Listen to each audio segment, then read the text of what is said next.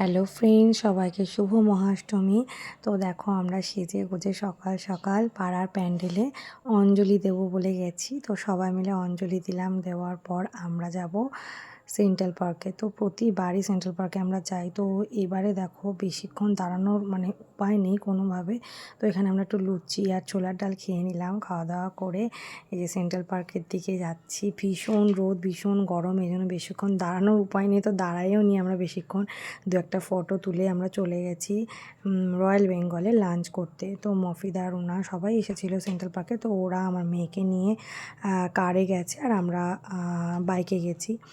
তো এখানে আমরা লাঞ্চ করব, লাঞ্চ সেরে তারপর আমরা বাড়ি যাব।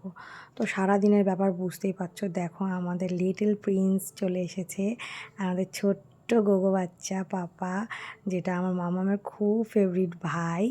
ভাইয়া ছাড়া আমার মাম্মাম ভাবতেই পারে না, সব সময় ভাইয়া ভাইয়া খুব ভালোবাসে ও ভাইয়াকে।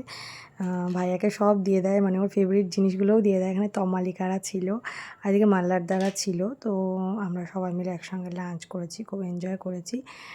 তো আমার মামাম দেখো এখানে ডান্স করছে। এরপর কয়েকটা ফটোশ্যুট করলাম, আমরা সবাই মিলে খুব এনজয় করেছি। যাই হোক, অষ্টমীর দুপুরটা আমাদের দারুণ কেটেছে। এরপর আমরা বাড়ি চলে গেলাম। বাড়ি যাওয়ার পরে আবার সন্ধ্যাবেলা মামামের বায়নার জন্য আবার যেতে হয়েছে পাড়ার পুজো প্যান্ডেলে। তো আমাদের পাশের পাড়া ঘোষপাড়া পূর্ব পাড়া, এখানে ম্যাজিক শো হচ্ছিলো। আমার মামাম খুব এনজয় করেছে, আমারও বেশ ভালো লেগেছে। এখানে প্রতিদিন কোনো না কোনো অনুষ্ঠান হয়। এই যে দেখো এখানকার প্যান্ডেলটা অসাধারণ হয়েছে, সহজ পাঠ থিম ছিল এখানকার। তো থিমটা সত্যিই দারুণ করেছে ঈশ্বরচন্দ্র বিদ্যাসাগরকে নিয়ে, আর সহজপাঠ বইটাকে নিয়ে পুরো থিমটা হয়েছে।